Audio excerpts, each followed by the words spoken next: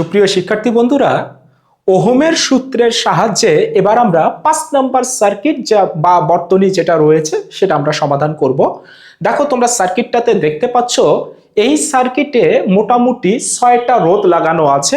প্রশ্ন হচ্ছে প্রতিটি রোধের দুই প্রান্তের বিভব পার্থক্য কত বের করো এবং প্রতিটি রোধের মধ্য দিয়ে কত তড়িৎ প্রবাহিত হচ্ছে নির্ণয় করো। প্রথমে আমরা যে কাজ করব সেটা হচ্ছে বর্তনীতে কারেন্টের ডিরেকশন দিয়ে নেব। তাহলে এই যে ব্যাটারির পজিটিভ প্রান্ত, এইখান থেকে কারেন্ট যাত্রা শুরু করবে, এইখান থেকে এটা হবে বর্তনীর মূল কারেন্ট আই। বলতো এই আই কারেন্ট এইখানে আসবে, এসে দেখবে আমাকে তো অবশ্যই এইখানে পৌঁছাতে হবে, তাহলে এইখান থেকে এইখানে পৌঁছানোর জন্য আমাকে এইখানে পৌঁছাতে হবে। ওকে, তাহলে এইখান থেকে যদি এইখানে আসতে চায়, সে দেখবে দুটো রাস্তা দিয়ে আমি আসতে পারি, এই রাস্তা দিয়ে আসতে পারি এবং এই রাস্তা দিয়ে আসতে পারি। তাহলে কারেন্ট এইখানে এসে দুই ভাগে ভাগ হয়ে যাবে। আমরা একটু নাম দেব, এটার নাম দেই এ বিন্দু। এ বিন্দুতে কারেন্ট দুই ভাগে ভাগ হয়েছে। এই দিকে কত কারেন্ট যাবে নাম দেই I1, এই দিকে কত কারেন্ট যাবে নাম দেই I2। এবার দেখো তো এই রাস্তায় কোনো সমস্যা নাই, এই রাস্তাটায় একটা রোধ আছে, কিন্তু এই রাস্তায় অনেকগুলো রোধ আছে। তাহলে একটা কথা আগে বলে রাখি, এইটা এ বিন্দুতে কারেন্ট দুই ভাগে ভাগ হয়েছে। I1 এই দিকে আসবে I1, এই দিকে I2, এই দিকে আসবে I1 এবং এইখানে আসবে I2। বলতো এইখানে এসে মিলিত হবে, তাহলে নাম দেই বি বিন্দু। মিলিত হয়ে বর্তনীর মূল কারেন্ট হবে I। তাহলে শুরুতে অন্তত এইটুকু বলতে পারি, এই যে রাস্তাটুকু, এইটুকু এবং এই 10 ওহম এইটা হবে সমান্তরালে। কারণ এ এবং বি এর মাঝে দুটো রাস্তা আছে, একটা রাস্তা দুটো রাস্তা, সো এইটার সাথে এইটা আছে সমান্তরালে। কিন্তু এই রাস্তায় কিছু ঝামেলা আছে, চলো তো সামনের দিকে এগোই। এই I1 কারেন্ট এইখানে আসবে, এসে দেখবে এই বিন্দুতে এসে দেখবে আবার দুটো রাস্তা, একটা দুইটা। বলতো আবার এই I1 কারেন্ট দুই ভাগে ভাগ হবে, তাহলে এই দিকে কারেন্ট যাবে, এই দিকে কারেন্ট যাবে। এর মধ্য দিয়ে কত কারেন্ট যাবে নাম দেই I3, এর মধ্য দিয়ে কত কারেন্ট যাবে নাম দেই I4। বলতো এই I3 কারেন্ট আবার এর মধ্য দিয়েও যাবে, কারণ একই রাস্তা, যে একই রাস্তায় রোধ থাকলে একই কারেন্ট যাবে, তার মানে এই 6 ওহম এবং 4 ওহম শ্রেণীতে আছে, এই জন্য একই কারেন্ট যাবে। এর মধ্য দিয়ে কারেন্ট যাবে I3, এর মধ্য দিয়ে কারেন্ট যাবে I4। তাহলে I3 এবং I4 এইখানে এসে কিন্তু মিলিত হবে, আর এই বিন্দু মানেই কিন্তু এই বিন্দু। আমি একটু বোঝানোর জন্য তোমাদের এইভাবে নাম দিয়ে রাখি, ধরে নাও এটা সি বিন্দু আর এটার নাম দেই ডি বিন্দু। যদিও বি এবং ডি বিন্দু কিন্তু একই বিন্দু, আমরা একটু ডিফারেন্ট নাম দিয়ে রাখলাম। তাহলে খেয়াল করো এই রাস্তায় কি ঘটনা ঘটেছে, কারেন্ট এই দিকে গেছে, এই দিকে গেছে। তাহলে এই রাস্তায় আবার দুটো রোধ আছে, তার মানে 3 ওহম এবং 7 ওহম, এই দুইটা আছে শ্রেণীতে। এই 4 ওহম, এই 6 ওহম, এই দুইটা আছে শ্রেণীতে। এই যে এইটা এবং এইটা আছে সমান্তরালে, কারণ দুই ভাগে ভাগ হয়েছে। এই সি এবং ডি এর মাঝে দুটো রাস্তা আছে, এই রাস্তা দুটো থাকবে সমান্তরালে। এই আবার বলছি 3 এবং 7 আছে শ্রেণীতে। তাহলে বলো তো 7 এবং 3 কত হবে 10 ওহম। আচ্ছা আমি একটু লিখে রাখি, 7 এবং 3 10 ওহম। আবার বলো তো এই 6 এবং 4 এটাও মিলে হবে 10 ওহম। ওকে, তাহলে এই দুইটা তুল্য রোধ 10, এই দুইটা তুল্য রোধ 10। এবার এই 10 ওহম, এই 10 ওহম থাকবে সমান্তরালে। এই দুইটা মিলে যে তুল্য রোধটা হবে তার সাথে এটা আছে শ্রেণীতে। তাহলে আমি আবার রিপিট করছি, এই দুইটা শ্রেণী, এই দুইটা শ্রেণী, এইটা এইটা সমান্তরাল, এইটার সাথে এইটা শ্রেণী, এইটার সাথে এইটা আবার সমান্তরাল। তাহলে এবারে আমরা কারেন্টের ডিরেকশন দিয়ে ফেলেছি, কোন রোধ কার সাথে কিভাবে আছে সেটা আমরা আইডেন্টিফাই করেছি।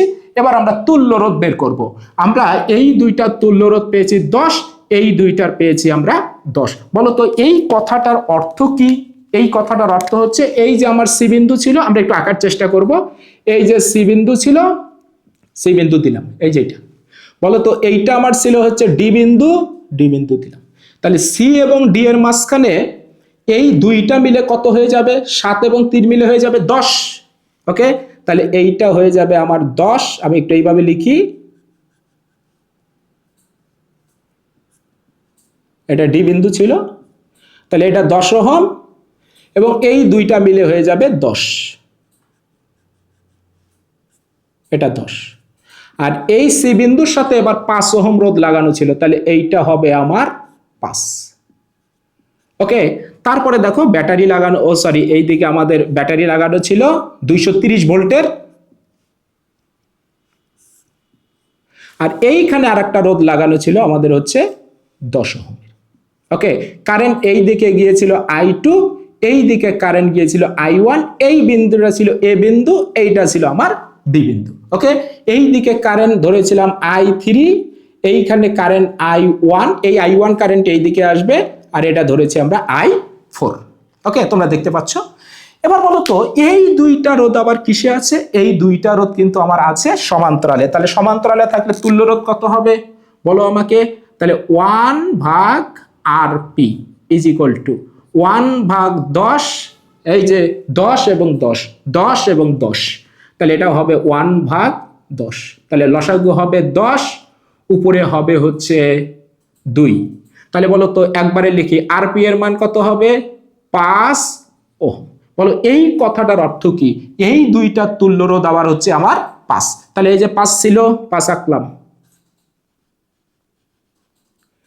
আর এই দুইটা মিলে হয়ে যাবে, এটা ছিল সি বিন্দু আর এটা ছিল আমার ডি বিন্দু। তাহলে এই দুইটাকে আবার আমরা তুলে দেব, দিয়ে এটা হবে আরপি, এটা হবে 5 ওহম। ওকে, তারপরে এই দিকে ছিল আমাদের 10, এটা ছিল ব্যাটারি। ওকে, এটার মান ছিল 10, এটার মান ছিল 5। এবার বলো তো এই দিকে যে I1 কারেন্ট গিয়েছিল সেটা তো এর মধ্যে দিয়ে যাবে, এর মধ্যে দিয়েও যাবে। ওকে, আর এই দিকে ছিল I2। তাহলে এই দুইটা এবার কিসে আছে?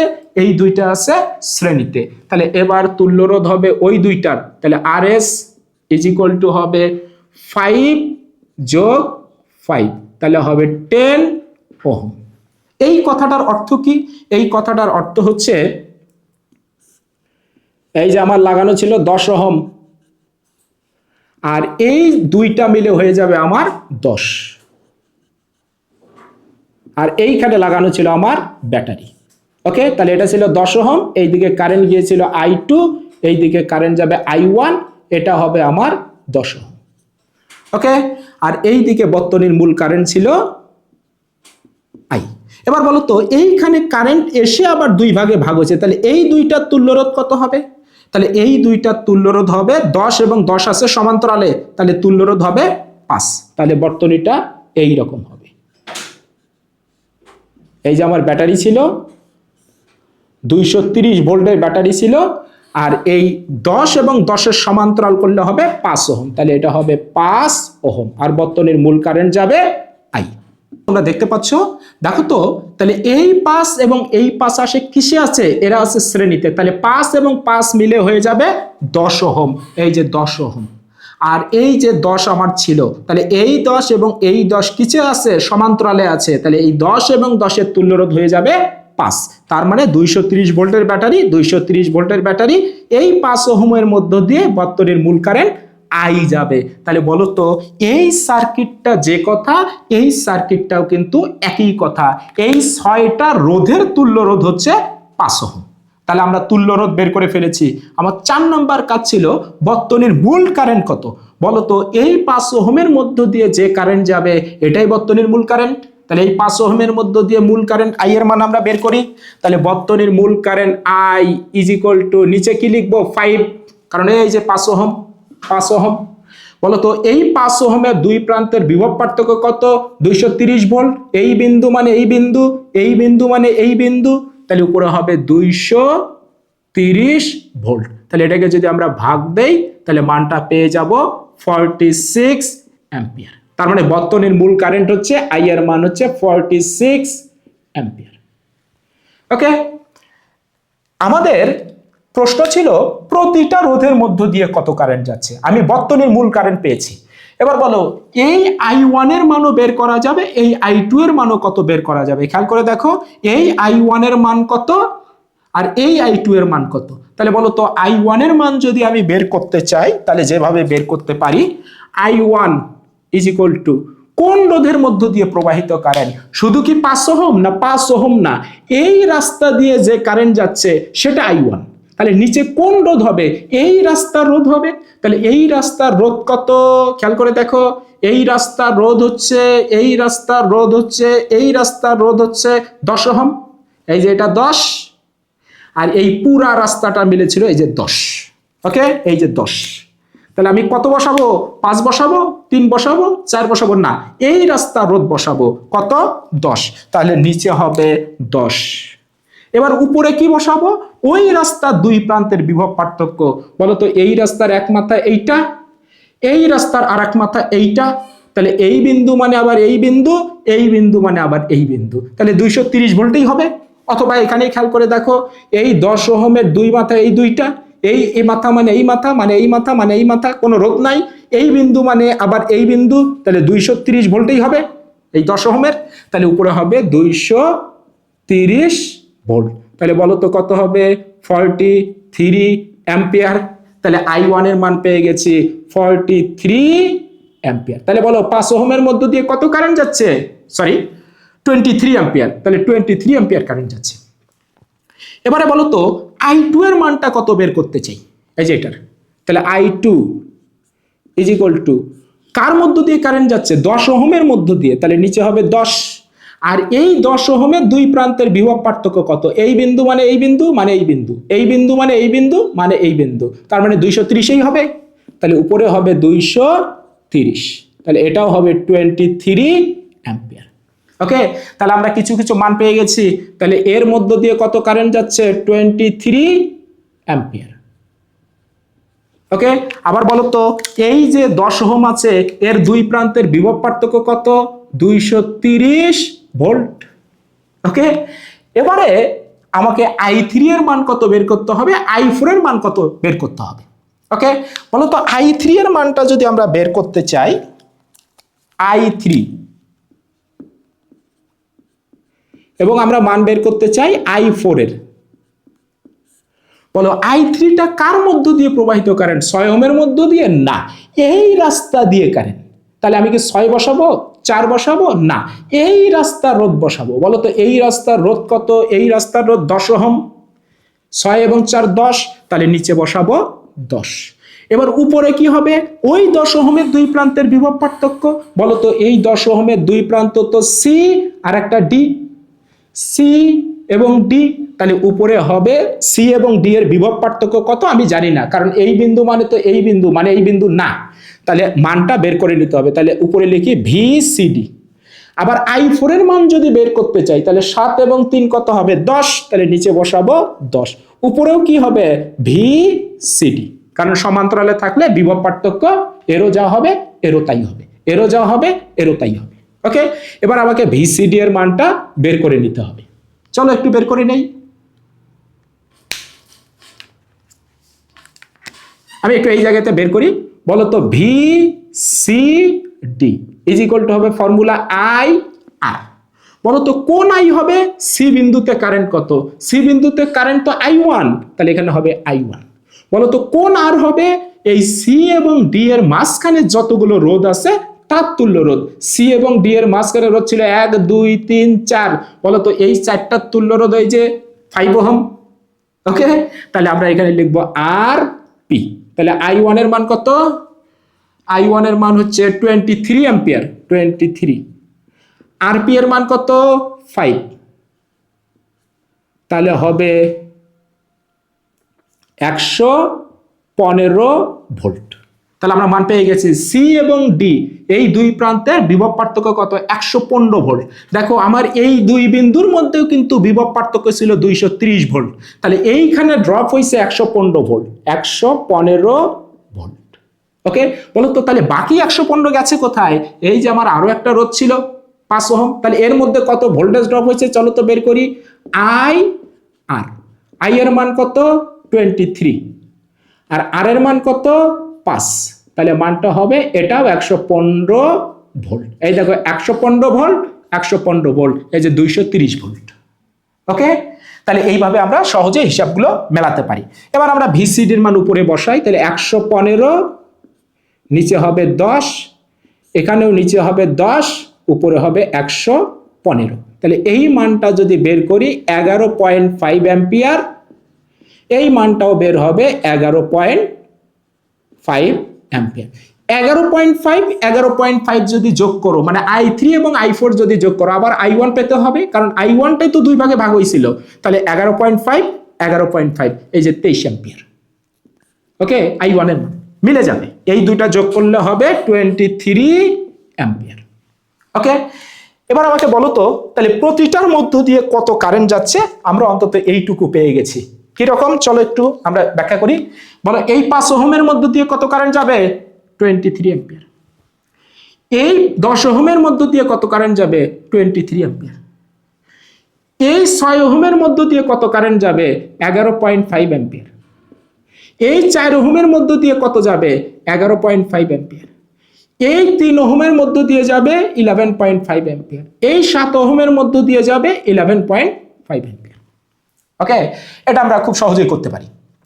এখন খেয়াল করো তো, বিভব পার্থক্য বের করতে হবে। বলো এই 10 ওহমের দুই প্রান্তের বিভব পার্থক্য 230 ভোল্ট, এই 5 ওহমের দুই প্রান্তের বিভব পার্থক্য 115 ভোল্ট, আর এই সি এবং ডি এর মধ্যকার বিভব পার্থক্য পেয়েছি 115 ভোল্ট। তাহলে যদি বলা হয় এই 6 ওহমের মধ্যকার বিভব পার্থক্য কত বের করো, এই 6 ওহমের মধ্যকার, তাহলে কত হবে? আচ্ছা একটু নাম দেই, ধরো V3।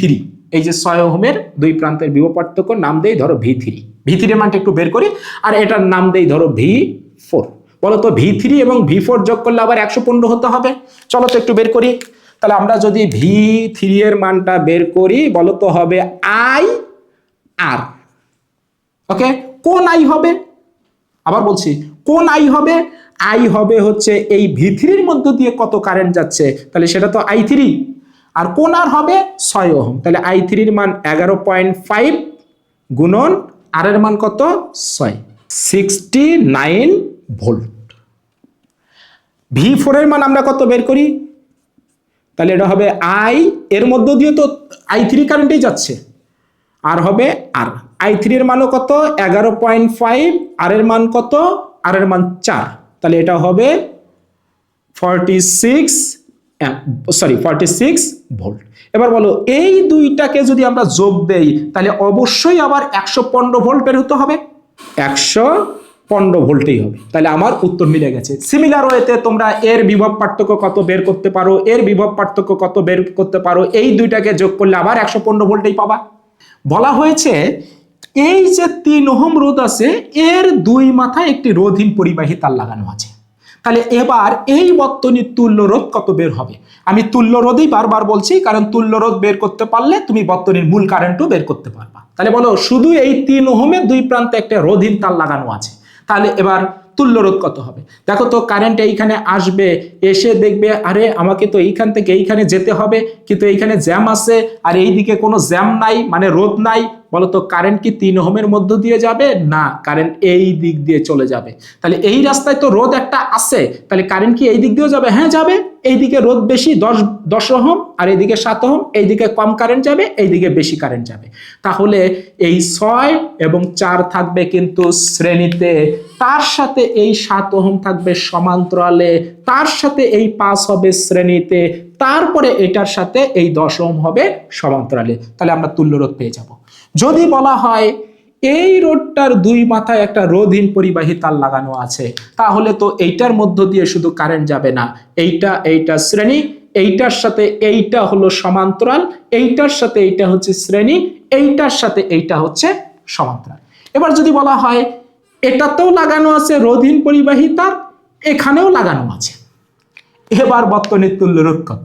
এবার বলো তো, কারেন্ট এইখানে আসবে, এসে দেখবে আমার দুটো রাস্তা, কিন্তু এই রাস্তার উপরেও জ্যাম আছে, সরি জ্যাম নাই, মানে ফ্লাইওভার, এই রোধের উপরে জ্যামের উপরে ফ্লাইওভার। বলো তো কেউ কি এই রোডটা ফেস করবে? না। কেউ কি এই রোডটা ফেস করবে? না। কারেন্ট এই দিক দিয়ে এসে এই দিকে এসে এই রোধহীন রাস্তা দিয়ে চলে যাবে। তাহলে বলো এই রাস্তায় কি কেউ যাবে? এই রাস্তায় দুটো জ্যাম, আর এই রাস্তায় একটাও জ্যাম তোমাকে ফেস করতে হবে না। তাহলে এই রোধেও যাবে না, এই রোধেও যাবে না, এই রোধেও দিয়ে কারেন্ট যাবে না, এই রোধ দিয়েও কারেন্ট যাবে না, অর্থাৎ 4টা রোধের একটাও কিন্তু অ্যাক্টিভ থাকবে না। তুমি এটা অন্যভাবেও বলতে পারো। বলো তো এই বিন্দু মানে এই বিন্দু, লাগিয়ে দাও।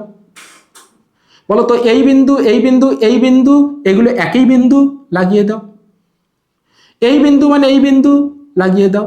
তাহলে দেখো তো এইখানে এমন একটা রাস্তা তৈরি হয়েছে এই দুইটার পাশাপাশি, যে রাস্তায় কোনো রোধ নাই, তাহলে কারেন্ট এসে এই রাস্তা দিয়েও যাবে না, এই রাস্তা দিয়েও যাবে না, কারেন্ট এই রোধহীন রাস্তা দিয়ে চলে যাবে। তাহলে চারটা রোধের একটুও কাজ করবে না। তাহলে 5 ওহম এবং 10 ওহম শুধু থাকবে সমান্তরালে। এই এ বিন্দুর সাথে এই বিন্দুকে একটা রোধহীন তার দ্বারা আমরা লাগিয়ে দেবো। এই যে এই দুই বিন্দু লাগিয়ে দিয়েছি, এই বিন্দুর সাথে এই বিন্দুকে একটা রোধহীন তার দ্বারা সংযুক্ত করে দিয়েছি। এবার বর্তনীর তুল্য রোধ কত বা বর্তনীর মূল কারেন্ট কত এবার তোমাকে বের করতে হবে। এবার কিন্তু তুমি বেশ ঝামেলায় পড়বা, খুব সহজে তুমি এই ম্যাথ সলিউশন করতে পারবা না। মনে রাখবা, এইভাবে যদি ম্যাথ থাকে তাহলে আমরা একটু টেকনিক করে নেব। কিরকম? আচ্ছা, ধরে নেই এই বিন্দুটার নাম হচ্ছে ধরো ই। ওকে, বলো তো এইটা যদি ই বিন্দু হয় তাহলে এটাও তো ই বিন্দু। ওকে, বলো তো এইটাও তো তাহলে ই বিন্দু। একই কথা, কারণ এই বিন্দু এই বিন্দু এই বিন্দু একই বিন্দু। তাহলে এইটা এ হলে এটা ই, তাহলে এই বিন্দুর সাথে এই বিন্দু লাগানো আছে। তাহলে বলো তো এই বিন্দু আর ই বিন্দু, এ বিন্দু এবং ই বিন্দু আবার একই বিন্দু। ওকে, কারণ এটা তো একই বিন্দু। তাহলে বলো তো এই বিন্দুর সাথে এই রোধেরও এক মাথা লাগানো আছে, এই বিন্দুর সাথে এই রোধেরও এক মাথা লাগানো আছে। তাহলে এইটা লাগানোর অর্থ হলো, আমরা একটু এটাকে এবার টেকনিক্যালি এইভাবে আঁকবো, সার্কিটটাকে সহজ করে নিচ্ছি। তার মানে এই বিন্দুর সাথেও এই মাথা লাগানো আছে, এই রোধের সাথেও এই বিন্দুটা লাগানো আছে। আগের কথা এখনকার কথা একই জিনিস। ওকে, এই টেকনিকটুকু শুধু তোমরা করে নিবা, তাহলে দেখবা খুব সহজে ম্যাথ সলিউশন করতে পারতেছো। দেখো তো কারেন্ট এইখানে এবার আসবে। ওকে, এসে কারেন্ট কয় ভাগে ভাগ হবে? দেখো, 1 ভাগে ভাগ হবে, 2 ভাগে ভাগ হবে, 3 ভাগে ভাগ হবে, 4 ভাগে কারেন্ট ভাগ হবে। এই দেখো, এই দিক দিয়েও যাবে, এই দিক দিয়েও যাবে, কারণ এ বিন্দুতে তো 4টা সংযোগ, 1 2 3 4, 4 ভাগে কারেন্ট ভাগ হবে। বলো তো এই দিক দিয়ে যে কারেন্টটা যাবে সেটা তো এর মধ্য দিয়েও যাবে, এই দিক দিয়ে যেটা যাবে সেটা তো এর মধ্য দিয়েও যাবে, এবং এই দুই কারেন্ট এসে এইখানে আবার মিলিত হবে। ওকে, তাহলে বলো এইখানে যেহেতু 4 ভাগে ভাগ হয়েছে, তাহলে এই 4টা হচ্ছে সমান্তরালে, যতটা ভাগ থাকবে ততটা সমান্তরালে। কিন্তু একটু ইমাজিন করে দেখো, আমি একটু ভেঙে ভেঙে তোমাদেরকে দেখাই। দেখো তো এই 5 এবং এই 6, এই দুইটা কিসে আছে? সমান্তরালে। কারণ দেখো এইখানে 2 ভাগে ভাগ হয়েছে, 1 ভাগ এইখানে আর 1 ভাগ এইখানে। তাহলে এই রোধ সমান্তরাল। তাহলে বলো তো এই দুইটা মিলে কয়টা হয়ে যাবে? আমি মানগুলো বের করছি না, শুধু বোঝানোর চেষ্টা করছি। এই দুইটাকে তুল্য রোধ বানালে একটা রোধ হয়ে যাবে, তার মানে এইখানে আছে আমার একটা রোধ। ওকে, এবার বলো তো এই রোধের সাথে আবার কারেন্ট এই দেখো এইখানে এসে মিলিত হয়েছে, তাহলে এই রাস্তায় এবার আবার কয়টা রোধ আছে? 3টা, 1 2 3। এই 3টা মিলে আবার একটা তুল্য রোধ হবে, শ্রেণীতে আছে। তাহলে এই 3টাকে আবার আমরা তুলে দেব, দিয়ে আমরা একটা রোধ বানিয়ে ফেলেছি। ওকে, তোমরা মানগুলো বের করে নিবা। তাহলে বলো তো এবার দেখো এই রোধ আবার এই রোধ এইখানে 2 ভাগে ভাগ হয়েছে, এইখানে এসে মিলিত হয়েছে, তাহলে এই দুইটা আবার আছে সমান্তরালে। ওকে, এই দুইটা মিলে হয়ে যাবে আবার একটা, এই দুইটা মিলে হয়ে যাবে একটা। এবার দেখো তো এইখানে কারেন্ট এই দিক দিয়ে এইখানে, এই কারেন্ট আবার এই দিক দিয়ে এইখানে, তার মানে এইটা এবং এইটা আছে আবার সমান্তরালে। তাহলে এই দুইটা মিলে আবার হয়ে যাবে একটা। এই যে আমি একটা এঁকেছি। ওকে, তাহলে যে রোধটা আমরা পাবো ওই বর্তনী এবং এই বর্তনী একই কথা। এবার তোমরা তুল্য রোধ পেয়ে যাবে, তুল্য রোধ পেয়ে গেলে বর্তনীর মূল কারেন্ট পেয়ে যাবে। সিমিলার ওয়েতে প্রতিটা রোধের মধ্য দিয়ে কারেন্টের মান বের করতে পারবা এবং প্রতিটা রোধের দুই প্রান্তের বিভব পার্থক্য বের করতে পারবা। আশা করি